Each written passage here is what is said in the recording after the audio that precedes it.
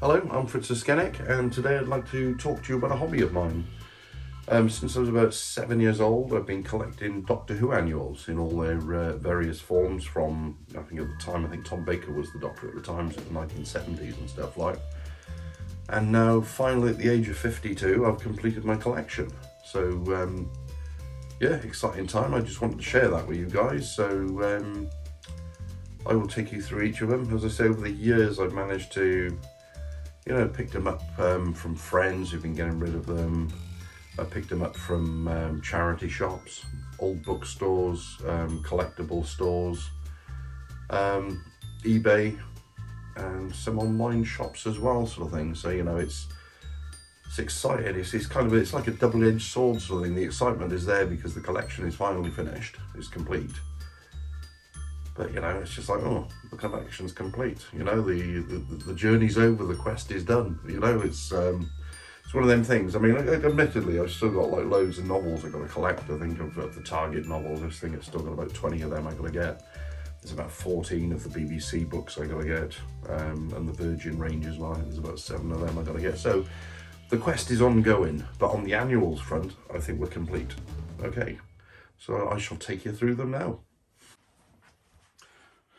Okay, so right on the shelf here, we've actually got, this is the Doctor Who annuals running right the way up to here, so then we've got Ash in the way, so I can quickly move him.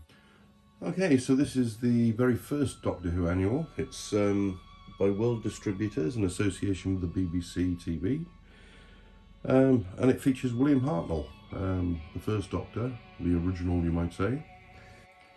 Next up we have the 1967 annual. Again by World Distributors, in association with BBC. I say in association with, it's more sort of based on the series by BBC Television sort of thing.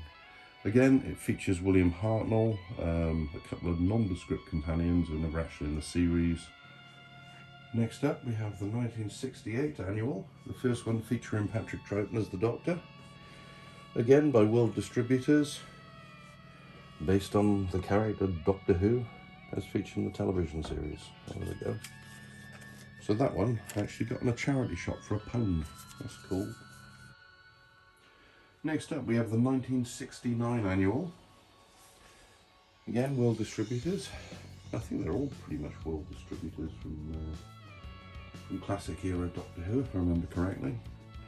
Now this one I've always had a bit of a soft spot for it because I absolutely love the cover. The cover is amazing, sort of like, it's the first time an official, Cybermen, what can you say, like, they were still new then. And it's interesting to note as well that there was an unofficial annual that came out later on in 1988, I believe, which was a very similar cover, and, it featured the TARDIS, the door opening, and a Cyberman with Colin Baker and Mel, I think it was. Perry, one of the two. It was like a mock cover of an unofficial annual that sort of came out at that time. Okay, the next annual up is the 1970 annual, which would have come out in November, December, sort of 1969, which was actually Patrick Troughton's last year as the Doctor. This one apparently is the rarest of all the annuals. This was the 1971 Jon Pertwee annual, which features Jon Pertwee as the Doctor and Liz Shaw as his companion. Strange pinky background with Bessie and a helicopter in there, sort of thing. But just looking at it, it's got a real nostalgia sort of feel to it, like, Okay, next up we have the Doctor Who annual 1973, again featuring Jon Pertwee as the Doctor. Interesting to note that they skipped the 1972 annual and went straight to the 73 from the 71 mark.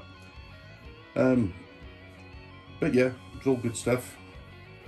And this is the 1974 annual. Again, Jon Pertwee in the lead role. What I will say is from the previous one, the 1973 one, is where they actually start putting the dates on the annual covers, so it's easier to recognise what year it is from the covers now, like. Okay, next up we have Doctor Who annual 1975. Last one to feature Jon Pertwee as the Doctor. Okay, Doctor Who Annual 1976, the first one to feature Tom Baker as the Doctor. Now this one is Doctor Who Annual 1977. Again, it features Tom Baker as the Doctor. Now just looking at the cover of this, this must be one of the second-hand ones that I picked up, where somebody's drawn red over his face, or over his teeth and eyes sort of thing. I mean, interesting to note with this annual compared to the other ones, the diameter of the whole thing, the rectangle, it's like a centimetre bigger all around the sides. And Doctor Who 1978, and it's the third annual to feature Tom Baker as the Doctor, you know, and there's a few more to come yet because he was the Doctor for like 7 years. Okay, now we're on to Doctor Who 1979 annual, again featuring Tom Baker as the Doctor.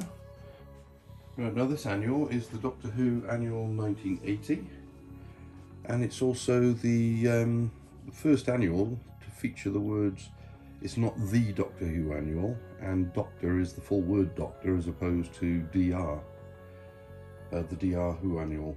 So this one is actually Doctor Who Annual 1980. Okay, next up we have Doctor Who Annual 1981. I'm not sure, but I do believe the pictures from Deadly Assassin, if I remember correctly. And the next Doctor Who Annual up is the Doctor Who Annual 1982 with the Peter Davison logo. Now it was a bit of a crossover, changeover one here, because Tom Baker had been the Doctor for 7 years. And when the album annual came out, they'd only just announced that Peter Davison was the Doctor, sort of things. Next up we have the Doctor Who Annual 1983. And again we're sporting the Peter Davison logo.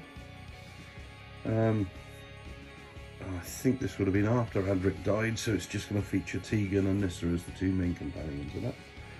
Now this one is one of those annuals that I had first time round, so this is my original one from when I was a kid.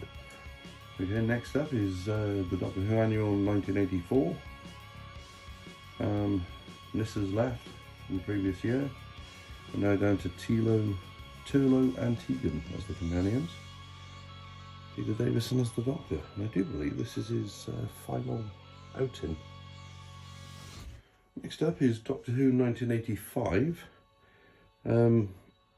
also promoted as the 21st year anniversary issue. So yeah, this was Colin Baker's first one.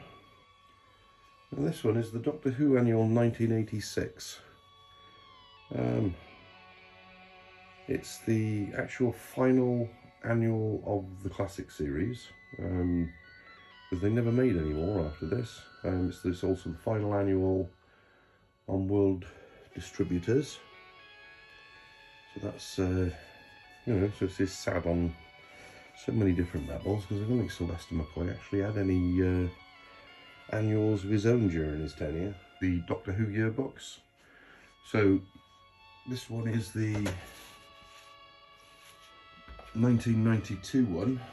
This is the 1993. The yearbook 1984, 1994, 1995 and 1996. I mean, it's all good stuff, you know. I mean, if you want to know and collect it, like, it's yeah, it is of its time. This is all the classic stuff. We've got the Dalek Annual 1976, 1977, 1978, and then this one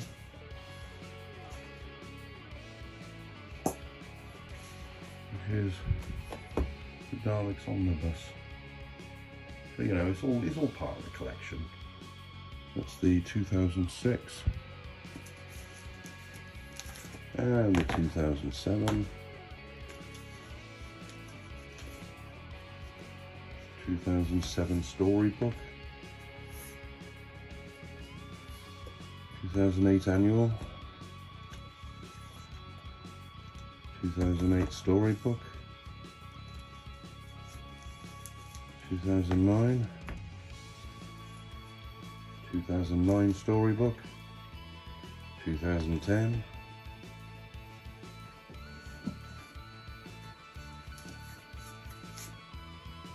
2010 storybook, 2011,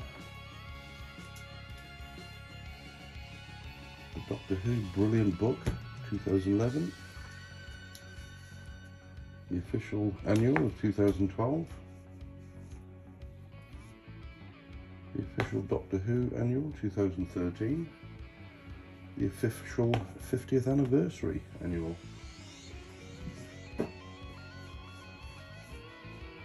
the official 2015 annual, the official 2016 annual, the official 2017 annual, and the official 2018 annual. I'm afraid that's where my annual collection finishes. And that, my friends, is my Doctor Who annual collection. Now up to date with all the classic series and everything.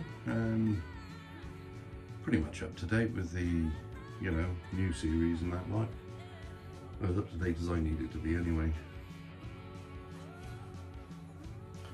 Okay, thank you for joining me on my little journey of geekdom there. You know, it's something I have a bit of a passion for and like to talk about and stuff like, so, you know, thank you for joining me for that. Okay, for now, have a great day, and I'll see you all again soon. Bye bye.